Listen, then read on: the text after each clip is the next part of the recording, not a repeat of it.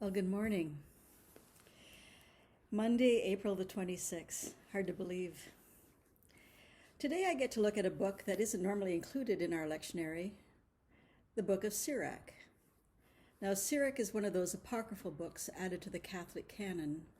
It's from the wisdom literature, so like Proverbs, it's a compilation of ethical teachings and common sense. So, as we begin to reflect together, just take a moment to pause and be aware of God's presence, allowing her gaze to rest on us. Now, this may feel very uncomfortable. We often try to hide our flaws, but God sees our hearts, full of good intentions, often left undone, and loves us anyway. She delights in spending time with her children.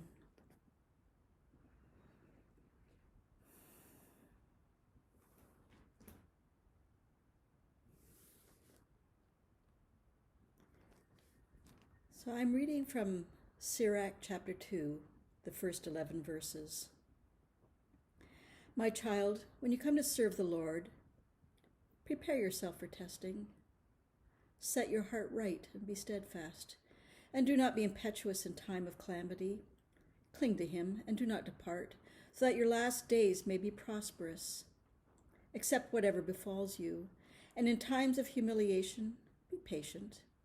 For gold is tested in the fire, and those found acceptable in the furnace of humiliation. Trust in him, and he will help you make your way straight, and hope in him.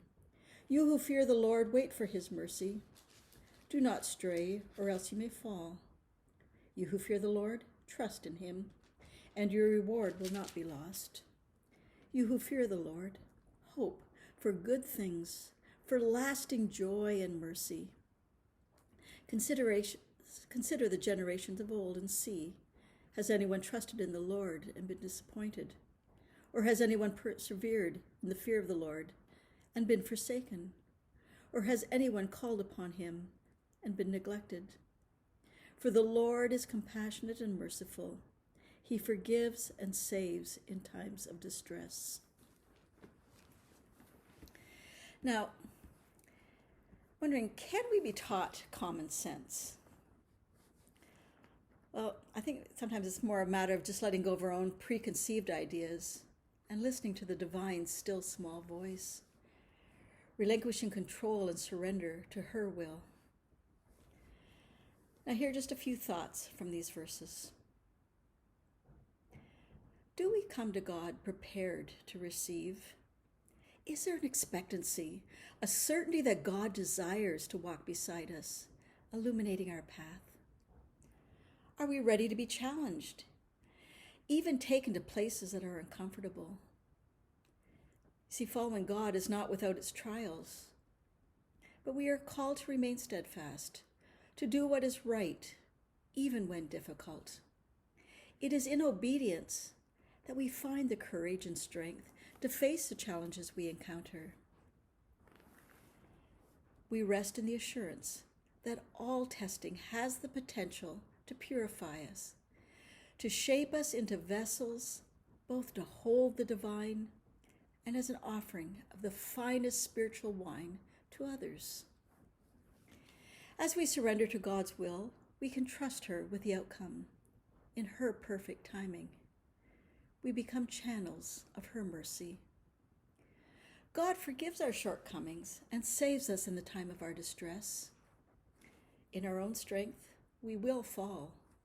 And when we do, we are caught up in her strong, loving arms. We can trust God's compassion. She will never abandon or forsake us. We are not left to struggle on our own. We will not be disappointed. See, life isn't a test to see if we will pass or fail. Rather, opportunities to experience God's compassion, mercy, and lasting joy. We all experience times of testing and trials. This is simply a part of life. COVID is a stark reminder. It can affect anyone, regardless of race, sex, age, or religion. It is not a question of will I experience suffering if I choose to follow God? But rather, where will I place my hope and trust when I experience life trials? As Paul taught, we have the hope that in suffering we are building character.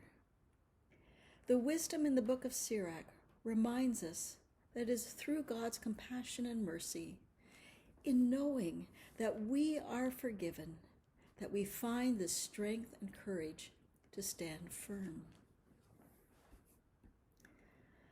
But wisdom often holds many paradoxes, such as balancing a reliance on both God and one another. Now, if we solely rely on family and friends for support, we will be disappointed and often hurt.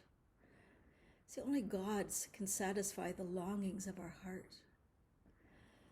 But to depend on God alone can leave us feeling empty, longing for human touch.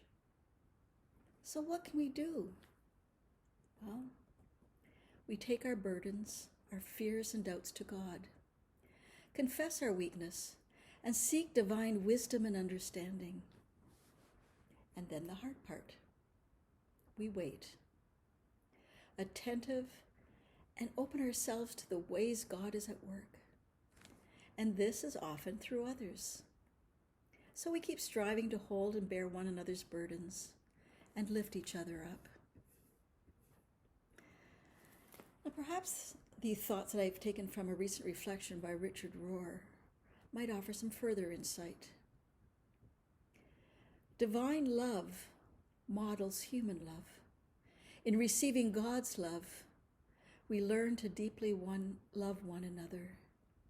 In reflecting God's love, we see God's face mirrored back to us. We begin to look past imperfections, both ours and others, and taste the transformative mystery of grace. I offer these beautiful words of John of the Cross as our prayer. When you looked at me, your eyes imprinted your grace in me. For this, you loved me ardently, and thus my eyes deserved to adore what they beheld in you. Let us go forth to behold ourselves in your beauty. Amen. God bless you all. Until next time.